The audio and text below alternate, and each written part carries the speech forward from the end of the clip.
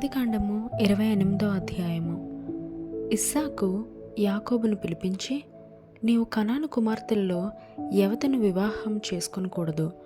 నీవు లేచి పద్దనరాములోనున్న నీ తల్లికి తండ్రి అయిన బెతూయేలు ఇంటికి వెళ్ళి అక్కడ నీ తల్లి సహోదరుడగు లాబాను కుమార్తెలలో ఒకదానిని వివాహం చేసుకొనమని అతనికి ఆజ్ఞాపించి, సర్వశక్తిగల దేవుడు నిన్ను ఆశీర్వదించి నీవు అనేక జనములగునట్లు నీకు సంతానాభివృద్ధి కలుగజేసి నిన్ను విస్తరింపజేసి నీవు పరవాసివైన దేశమును అనగా దేవుడు అబ్రహామునికి ఇచ్చిన దేశమును నీవు స్వాస్థ్యముగా చేసుకొనున్నట్లు ఆయన నీకు అనగా నీకును నీతో కూడా నీ సంతానమునకును అబ్రహామునకు అనుగ్రహించిన ఆశీర్వాదమును దయచేయనుగాక అని అతని దీవించి యాకోబును పంపివేశెను.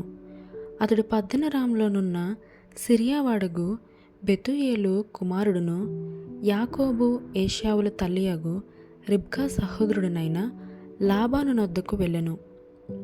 ఇస్సాకు యాకోబును దీవించి పద్దనరాములో పెండ్లి చేసుకొని వచ్చుటకై అతనిని అక్కడికి పంపిననియు అతని దీవించినప్పుడు, నీవు కనాను దేశపు కుమార్తెలలో ఎవరిని పెండ్లి చేసుకొని వద్దని అతనికి ఆజ్ఞాపించననియు, యాకోబు తన తల్లిదండ్రుల మాట విని పద్దనరామునకు వెళ్ళిపోయిననియు ఏశావు తెలుసుకొనినప్పుడు, ఇదిగాక కనాను కుమార్తెలు తన తండ్రి అయిన ఇస్సాకునకు ఇష్టురాండ్రి కారని ఏశావునకు తెలిసినప్పుడు, ఏశావు ఇష్మాయేలు నొద్దకు వెళ్ళి తనకున్న భార్యలు కాక అబ్రహాము కుమారుడైన ఇష్మాయేలు కుమార్తెయు నెబాయోతు సహోదరియునైన మహాలతును కూడా పెండ్లి చేసుకొనెను.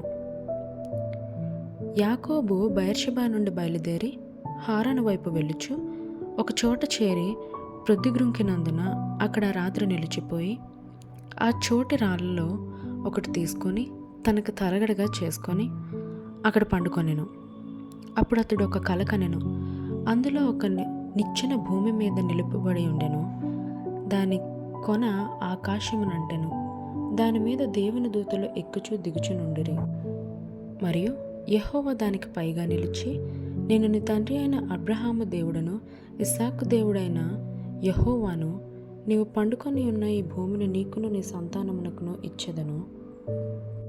నీ సంతానము భూమి మీద లెక్కకు ఇసుక రేణువల వలె నగును. నీవు పడమటి తట్టును, తూర్పు తట్టును, ఉత్తరపు తట్టును, దక్షిణపు తట్టును వ్యాపించదువు. భూమి యొక్క వంశములన్నీ నీ మూలముగాను నీ సంతాన మూలముగాను ఆశీర్వదింపబడును. ఇదిగో, నేను నీకు తోడై ఉండి నీవు వెళ్ళు ప్రతి స్థలమందు నిన్ను కాపాడుచు ఈ దేశమునకు నిన్ను మరలా రప్పించెదను.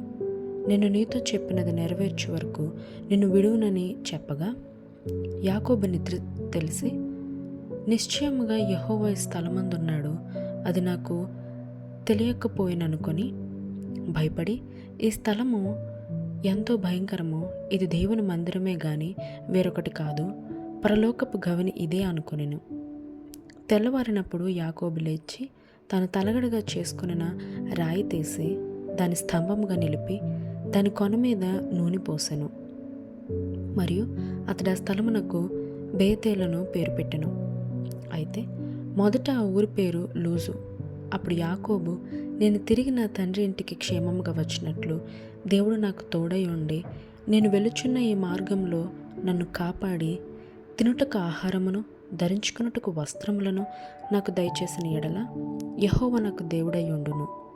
మరియు స్తంభముగా నేను నిలిపిన ఈ రాయి దేవుని మందిరమగును. మరియు నీవు నాకిచ్చు యావత్తులో 10వ వంతు నిశ్చయంగా నీకు చెల్లించదనని మొక్కుకొనెను.